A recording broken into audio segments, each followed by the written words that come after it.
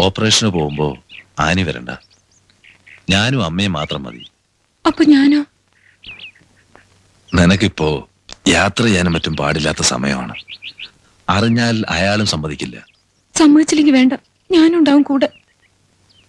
അയാളുടെ കുഞ്ഞിനെന്തെങ്കിലും വന്നാൽ അയാളോട് ചെയ്യുന്നത് വഞ്ചനയാവില്ലേ? എനിക്ക് എന്റെ ദാസ വലുത്.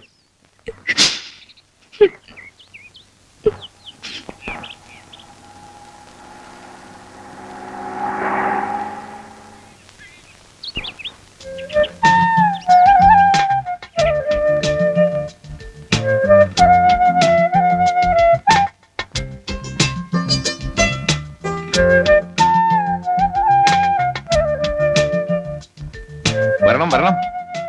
എനിക്ക് പെട്ടെന്ന് എഴുന്നേൽക്കാനും മറ്റും ബുദ്ധിമുട്ടുണ്ട്. അയ്യോ വേണ്ട, ഇരുന്നോളൂ. അകത്തോട്ടിരിക്കാം. വേണ്ട, ഞാൻ ഇവിടെ ഇരുന്നോളാം.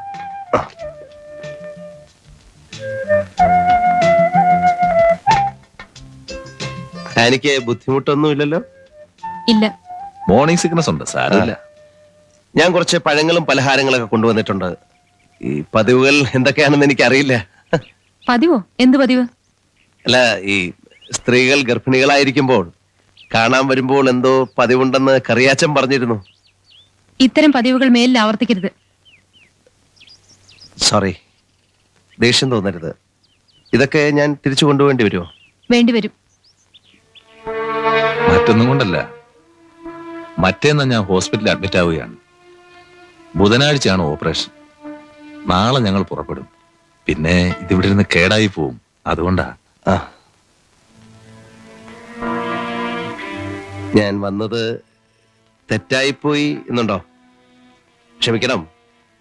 കേട്ടപ്പോഴുണ്ടായ ഒരു സന്തോഷത്തിൽ ചാടി പുറപ്പെടുകയായത്. വരട്ടെ. അല്ല, ഒരു ചായ കഴിച്ചിട്ട് പോവാം. വേണ്ട, ഞാൻ അല്പം കഴിച്ചിട്ടുണ്ട്. ചായ കഴിച്ചാൽ ചേരില്ല.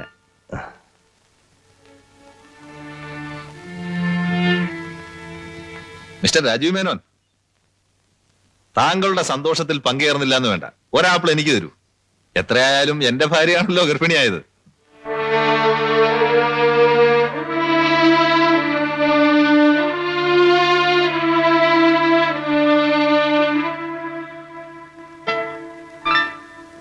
Thank you. വേണ്ട. വാങ്ങുവാ നീ? വേണ്ട പ്ലീസ്, ഞാൻ ഛർദിക്കും. ഒരമ്മയുണ്ടല്ലോ ഇവിടെ, ഒരെണ്ണം. വേണ്ട, കൊണ്ടുപോയിക്കോളൂ. പോട്ടെ. ഇനി വരാതിരിക്കാൻ ശ്രമിക്കണം.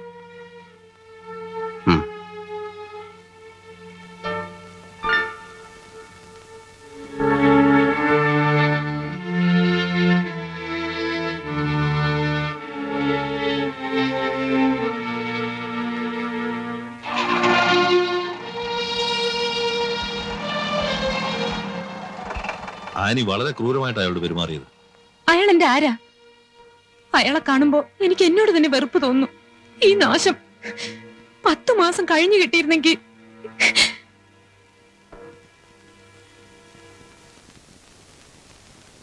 ഓ, അത് ശരി. ഈ woman who is at the stage of pregnancy. എന്തോന്നാണ് കുത്തി കുറിക്കുന്നത്? ഞാൻ കുറച്ച് നോട്ട്സ് എടുക്കുകയാണ്. ഇത് മുഴുവൻ കുഞ്ഞുങ്ങളെ കുറിച്ചുള്ള പുസ്തകങ്ങളാണ്. എന്റെ അങ്കിൾ നമുക്കറിയാൻ പാടില്ലാത്ത എന്തൊക്കെ കാര്യങ്ങളാണെന്നറിയോ? വീടിന്റെ പരിസ്ഥിതി, അന്തരീക്ഷം, അമ്മയുടെ മനസംതൃപ്തി, ന്യൂട്രീഷൻ, എന്തിന് ശബ്ദങ്ങൾ പോലും കുഞ്ഞിന്റെ വളർച്ചയെയും സ്വഭാവ രൂപീകരണത്തെയും ബാധിക്കുമത്രേ. ഞാൻ വിശദമായിട്ട് പറയാം. വേണ്ട, എനിക്ക് അല്പം ജോലിയുണ്ട്. പിന്നെ എസ്റ്റേറ്റ് ക്ലബിൽ നിന്ന് അഗസ്റ്റിൻ സാറ് വിളിച്ചിരുന്നു. എന്താ കാര്യം എന്ന് ചോദിച്ചില്ലേ? കാര്യമൊന്നുമില്ല, 3-4 ദിവസമായിട്ട് കാണാനില്ല. വല്ല അസുഖവും പിടിച്ച് കിടപ്പാണോ എന്ന് അറിയാൻ വേണ്ടി വിളിച്ചതാ. അവന്റെ അപ്പന അസുഖം. ഉറങ്ങിയില്ലെങ്കിൽ അങ്ങോട്ടൊന്ന് തിരിച്ചു വിളിക്കാൻ പറഞ്ഞിട്ടുണ്ട്. പിന്നെ എനിക്കിപ്പോ അതിനാ നേരം. അപ്പൊ ഞാൻ പറഞ്ഞു വന്നത്, ഉദാഹരണത്തിന് അമ്മയുടെ ഗർഭപാത്രത്തിൽ കിടന്ന് എനിക്ക് അല്പ കണക്കുകൾ കൂടി നോക്കാനുണ്ട്. അമ്മയുടെ ഗർഭപാത്രത്തെ പറ്റി ഇതിലുണ്ട്. ആ ചന്ദ്രദാസിന്റെ ഓപ്പറേഷൻ നാളെയാണെന്ന് ഡോക്ടർ ഹമീദ് വിളിച്ചു പറഞ്ഞിരുന്നു. മര്യാദയുടെ പേരിലെങ്കിലും നമ്മൾ അതുവരെ ഒന്ന് പോകണ്ടേ? എന്ത് മര്യാദ? നമ്മൾ പണം കൊടുത്തു, ഇനി എന്തെങ്കിലും ആവശ്യം ഉണ്ടായി കൊടുക്കാം. അല്ലാതെ 10-300 മൈൽ വണ്ടി ഓടിച്ച്. അല്ല, ആ സ്ത്രീയും കൂടെ പോവൂ? പിന്നെ അവര് പോവില്ലേ? 10-300 മൈൽ ഈ സമയത്ത് യാത്ര ചെയ്യാൻ പാടില്ല. അതൊക്കെ വെറുതെ ആണെന്നേ. എന്റെ ഭാര്യ 3 പ്രസവിച്ചു. ഈ ചിട്ടയും കാര്യമൊക്കെ ഒരുതരം പരിഷ്കാരാ, അല്ലാണ്ട് അതിലൊന്നും ഒരു കഥയില്ല. ഛേ.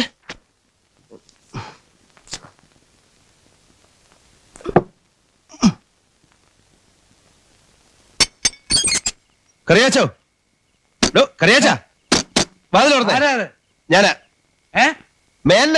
ഏത് മേനോൻ? ഓ, ഇയാള്. വാതിൽ തുറന്നേ.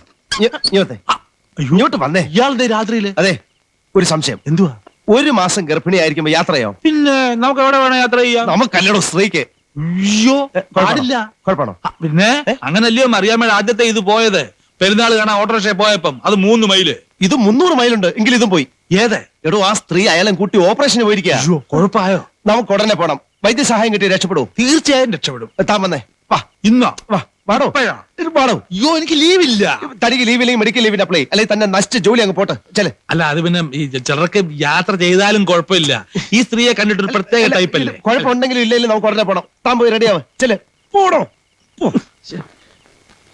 നമുക്കൊന്ന് കിടന്ന് ഉറങ്ങിട്ട് വെളുപ്പിനെ പോയാ പോരെ? അല്ല, കുഴപ്പമൊന്നുമില്ലല്ലോ. ഒന്നുമില്ല. ഞാൻ ഭയന്നു.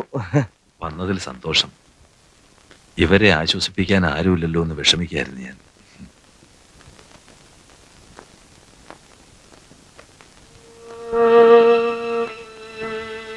എവിടെ പോയി നിന്റെ ശുഭാപ്തി വിശ്വാസം? ധൈര്യമായിരിക്കൂ. പോട്ടെ.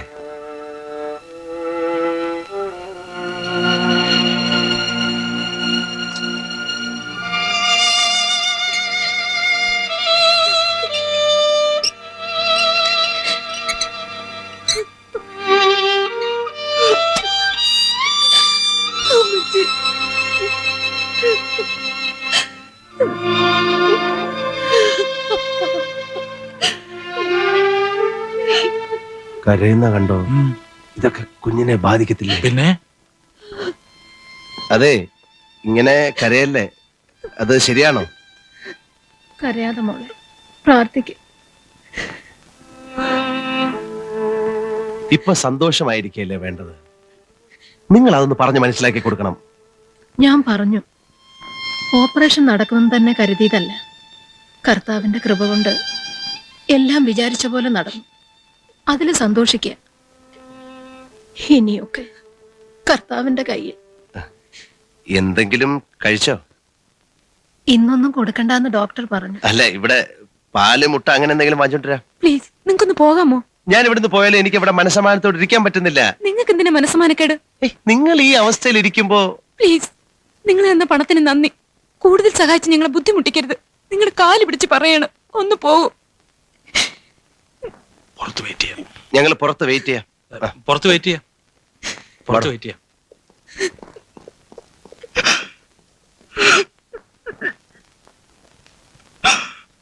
അയാളെ 24 മണിക്കൂറും ഇൻസ്റ്റിറ്റ്യൂട്ടിൽ കിടത്തും. എവിടെ? ആ ഇൻസ്റ്റിറ്റ്യൂട്ട് യൂണിറ്റ്. ഓ, ഒരു ചാകുന്നതിന് മുമ്പ് ആൾക്കാരെ കിടന്ന സ്ഥലമില്ലയോ ഈ ഇന്റൻസീവ് കെയർ യൂണിറ്റ്. ചത്താ വീട്ടിൽ കൊണ്ടുപോകും.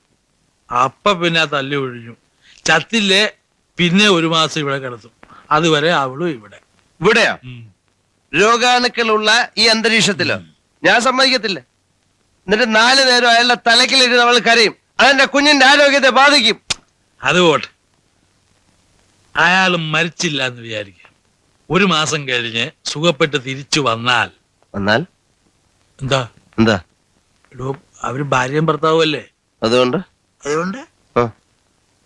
ഭാര്യയും ഭർത്താവുമ്പോഴേ എന്തെങ്കിലുമൊക്കെ സംഭവിച്ചാ അതിന്റെ കേട് തന്റെ കുട്ടിക്കല്ലേ?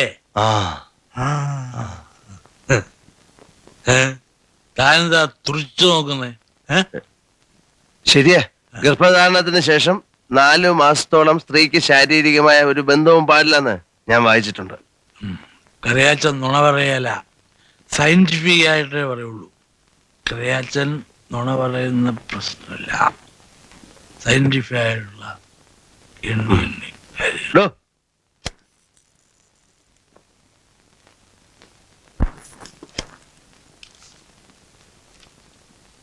കർത്താവ് രക്ഷിച്ചു.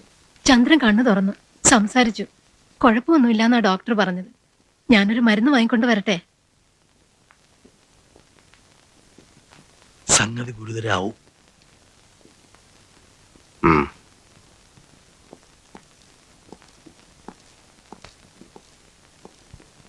ഏയ് ഒന്നിങ്ങി വരൂ, എനിക്ക് കുറച്ച് സംസാരിക്കാനുണ്ട്.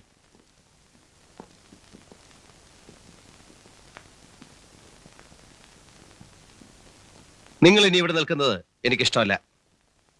ഞാനെന്തിനു നിങ്ങളുടെ ഇഷ്ടം നോക്കണം? നിങ്ങൾ എന്റെ രക്ഷകർത്താവൊന്നുമല്ലല്ലോ. അങ്ങനെ ഒന്നുമല്ല, പക്ഷെ നമ്മൾ തമ്മിൽ ഒരു കരാറുണ്ടല്ലോ. കരാറൊക്കെ ശരി തന്നെ. ഞാൻ നിങ്ങളുടെ കുഞ്ഞിനെ പ്രസവിക്കും, തരും. അങ്ങനെ എങ്ങനെയെങ്കിലും പ്രസവിച്ച എന്നാ പോരാ. പിന്നെ എങ്ങനെയാ പ്രസവിക്കേണ്ടത് പറയൂ.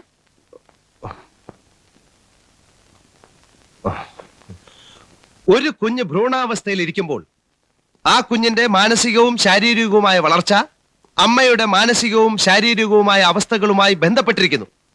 ഇത് ഞാൻ പറയുന്നതല്ല, നല്ല തലയുള്ളവർ എഴുതി വെച്ചിട്ടുള്ളതാണ്. നിങ്ങളുടെ ഇപ്പോഴത്തെ മാനസിക അവസ്ഥ എന്റെ കുഞ്ഞിന്റെ വളർച്ചയ്ക്ക് തകരാറുകൾ ഉണ്ടാക്കും. ഞാനൊരു ഭാര്യയാണ്. എന്റെ ഭർത്താവിന്റെ ജീവിതമാണ് എനിക്ക് വലുത്. എനിക്ക് എന്റെ കുഞ്ഞാണ് വലുത്. നിങ്ങൾ കരയുന്നു, നിങ്ങൾ ടെൻഷൻ അടിക്കുന്നു, നിങ്ങൾ വേണ്ട സമയത്ത് പോഷകാഹാരങ്ങൾ കഴിക്കുന്നില്ല. ഇനിയിപ്പോൾ അയാൾ സുഖപ്പെട്ട് വന്നാൽ പ്രശ്നങ്ങളുടെ മേൽ പ്രശ്നങ്ങളാവും. 2 ലക്ഷം രൂപയാണ് ഞാൻ തന്നത്, വെറുതെ ഒന്നുമല്ല. കരയാൻ പാടില്ല, ചിരിക്കാൻ പാടില്ല എന്നൊന്നും കരാറിലില്ല. അങ്ങനെ പറയാൻ വരട്ടെ. ദാ ഫോട്ടോസ്റ്റാറ്റ് കോപ്പി ഞാൻ വായിക്കാം. ഗർഭം ധരിക്കുന്ന നാൾ മുതൽ കുഞ്ഞിനെ സ്വന്തം കുഞ്ഞിനെ പോലെ കരുതി കുഞ്ഞിന്റെ വളർച്ചയ്ക്ക് ആവശ്യമുള്ള എല്ലാ കാര്യങ്ങളും 1-ാം കക്ഷിയുടെ താല്പര്യപ്രകാരം നിർവഹിച്ചു കൊള്ളാം. എന്റെ താല്പര്യത്തിന് തന്നെ ജീവിക്കണം. ശരി, നിങ്ങൾ പറയുന്ന പോലെ ജീവിക്കാൻ ഞാൻ ശ്രമിക്കാം. ദാ വീണ്ടും കരയുന്നു. സോറി. ഒരു ഗർഭിണി ഏതൊക്കെ തരത്തിലുള്ള ഭക്ഷണങ്ങൾ കഴിക്കണം, എന്തെല്ലാം വിനോദങ്ങളിൽ ഏർപ്പെടണം, എത്ര മണിക്കൂർ ഉറങ്ങണം, എന്തൊക്കെ പരിചരണങ്ങൾ വേണം, ഇതൊന്നും നിങ്ങൾക്ക് അറിയില്ല. ഇതൊക്കെ ഞാൻ പഠിച്ചിട്ടാ വന്നിരിക്കുന്നത്. അതനുസരിച്ച് ഞാൻ പറയുന്ന സ്ഥലത്ത് വന്ന് നിങ്ങൾ താമസിക്കണം. എനിക്ക് ആലോചിക്കേണ്ടി വരും. ആലോചിച്ചോളൂ, പക്ഷെ കരാറൊന്നും ലംഘിക്കാൻ പറ്റില്ല. ഒരു 5 ദിവസം ഞാൻ നിങ്ങൾക്ക് വിട്ടു തന്നിരിക്കുന്നു. 5 ദിവസം കഴിഞ്ഞ് ഞാൻ വരും. പോകാൻ തയ്യാറായിക്കോളൂ. നിങ്ങൾക്ക് സുരക്ഷിതമായും സൗകര്യമായും സന്തോഷമായും താമസിക്കാനുള്ള എല്ലാ ഏർപ്പാടുകളും അവിടെ ഉണ്ടായിരിക്കുന്നതാണ്. പിന്നെ പണത്തിന് വല്ല ആവശ്യമുണ്ടെങ്കിൽ എന്നോട് ചോദിക്കാൻ മടിക്കണ്ട. വേണ്ട. ശരി, പോവാം.